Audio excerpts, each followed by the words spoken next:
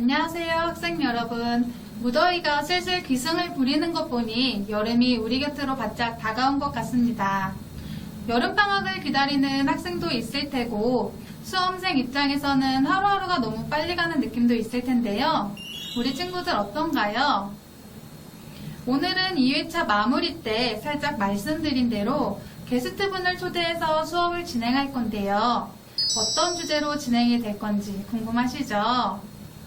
학교폭력 예방교육에는 제가 항상 강조했던 기관이 하나 있습니다. 우리 친구들이 어떠한 문제가 있을 때 이곳을 통해서 상담을 받기도 하고 학교전담 경찰관의 도움을 받기도 하는데요. 바로 117 학교폭력 신고센터입니다. 우리 친구들 117 학교폭력 신고센터 처음 들어보는 친구들은 없겠죠. 팀장님을 모시고 수업을 진행할 건데요. 코로나로 인해서 마스크를 착용하고 다시 나타나도록 하겠습니다. 자, 오늘은 117 팀장님을 모시고 우리 친구들에게 117 학교폭력 신고센터의 전반적인 내용에 대해서 전달할 텐데요. 우리 친구들 유익한 정보 머릿속에 꼭꼭 저장 부탁해요. 안녕하세요, 팀장님. 안녕하세요. 이렇게 귀한 시간에 저희 유퀴즈 진행에 참여해 주셔서 진심으로 감사드립니다. 우선 우리 친구들에게 팀장님 소개 간단히 부탁드릴게요. 안녕하세요, 친구들. 만나서 반갑습니다. 저는 대전 117 학교폭력 신고센터에서 근무하는 팀장 남승희 경위입니다.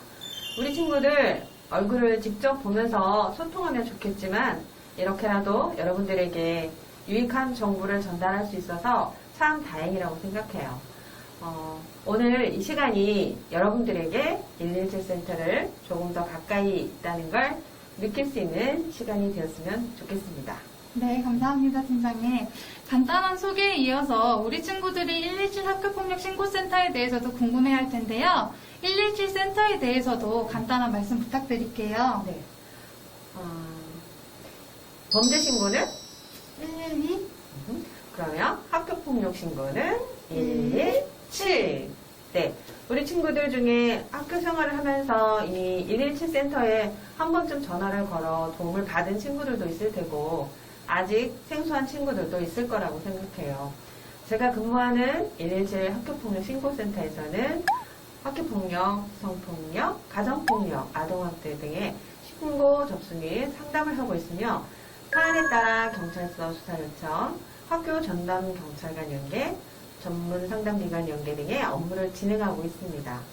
국번 없이 117로 전화하면 요금 부담 없이 언제 어디서든 도움을 요청할 수 있습니다. 팀장님, 117 센터는 24시간 운영이 된다고 하는데요.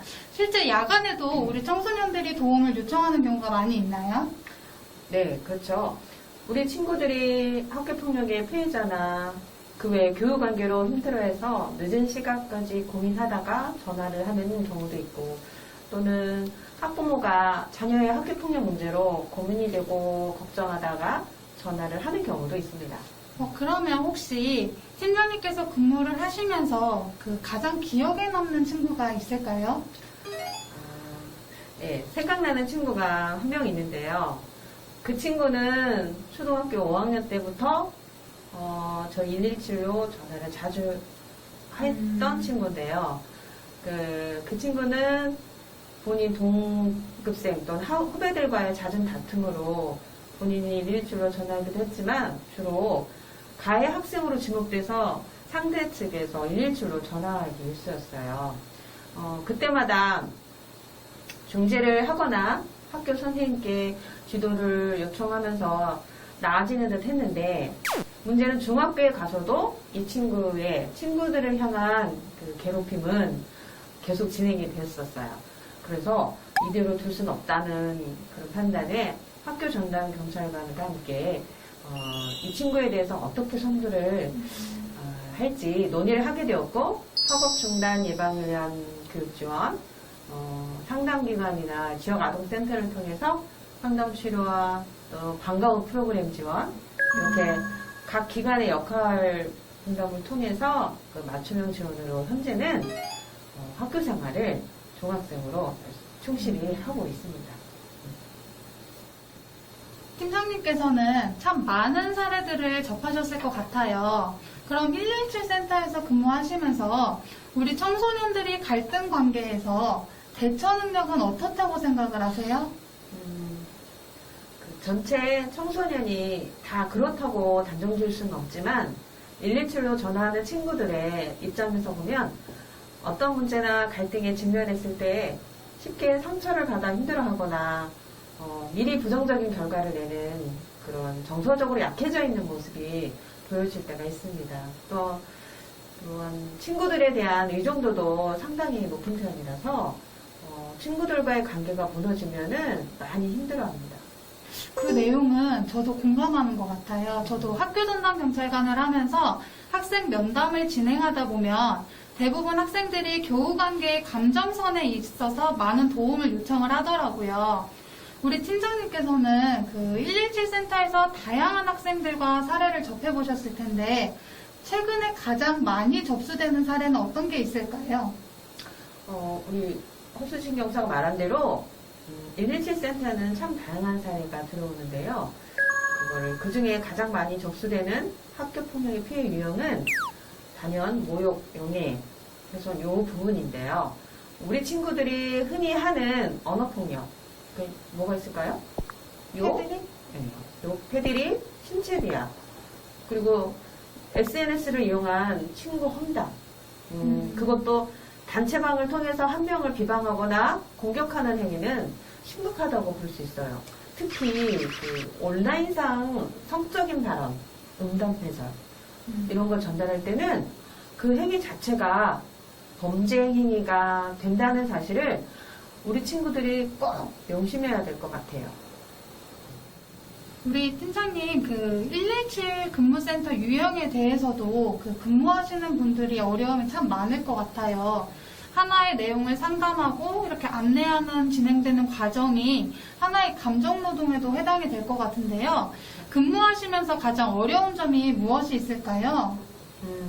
그 중에서 이제 주로 초등학생 친구들이 이제 서로 싸우다가 감정이 격해진 상태에서 117로 전화를 하는 경우가 있어요. 초등학생이 직접 전화를 하나요? 그렇죠. 그래서 그러면 전화를 해서 서로 간의 주장을 이제 펼치는데 네가 먼저 때렸잖아. 아니야. 네가 먼저 때렸잖아. 하면서 18, 19, 10 이렇게 서로가 감정이 격해진 상태에서 전화를 하기 때문에 우리 선생님들이 그걸 중지하기가 여간 어려운 게 아니에요. 그래도 시간은 걸리지만 이해를 시켜서 대부분 화해하는 것으로 마무리가 되죠.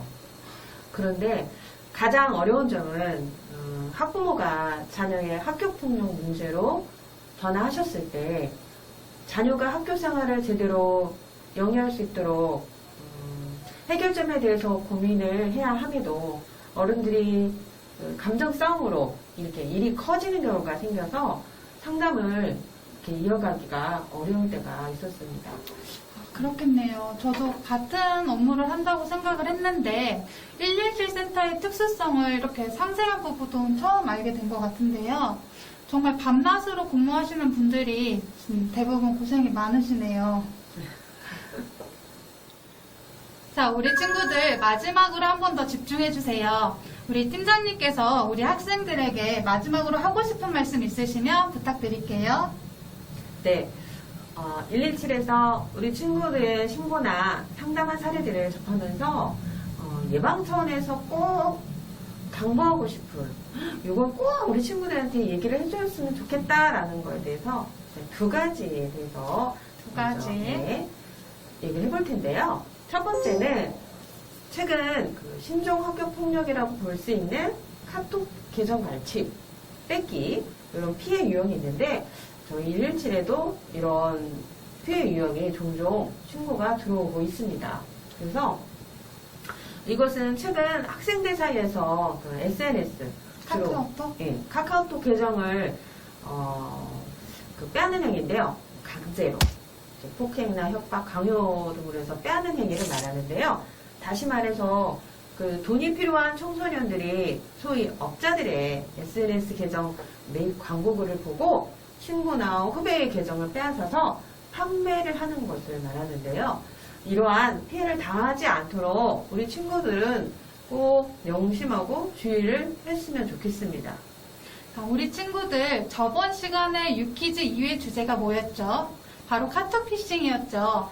카카오톡 계정 뺏기란 주제로 저희가 수업을 했었는데요. 그만큼 중요한 것을 강조하는 거니까 우리 친구들이 조금 더 신경 써서 그 카톡 피싱의 피해를 보지 않도록 주의 부탁드립니다. 다음 두 번째. 두 두 번째. 번째는 그 수치심을 유발하는 그러니까 SNS로 성적인 대화, 음란 문자 보내는 행위는 당연 학교 폭력이죠. 학교 폭력인 동시에 범죄 행위가 된다는 사실 우리 친구들이 명심해야 할 것 같아요. 그냥 장난삼아 보낸 것이라고 답변하는 것은 무책임한 행동이고요. 그리고 상대방은 그게 장난이 아닌 상처로 받아들이기 때문입니다. 특히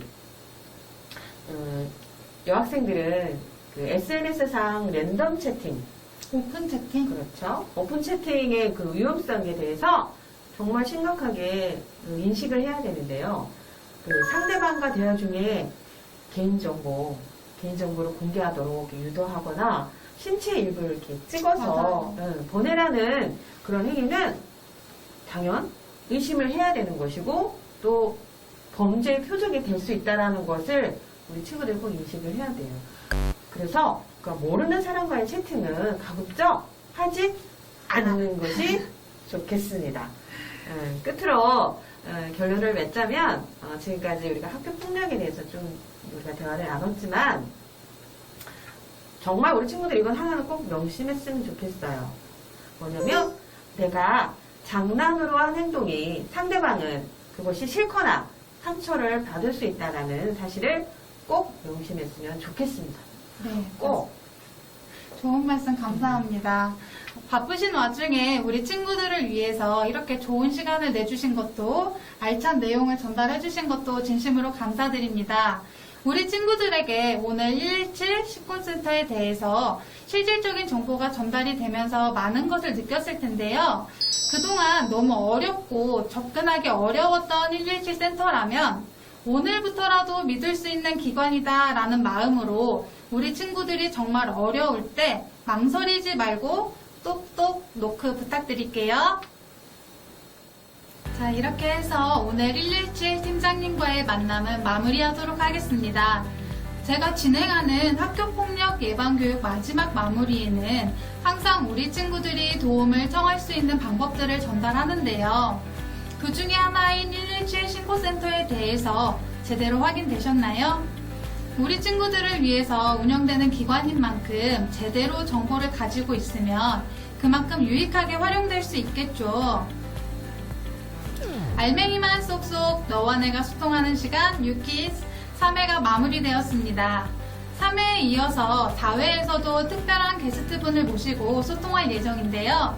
그럼 우리 친구들 4회도 많이 기대해주세요. 더운 날씨에 건강관리 잘하면서 다음 시간에 다시 만나요. 안녕!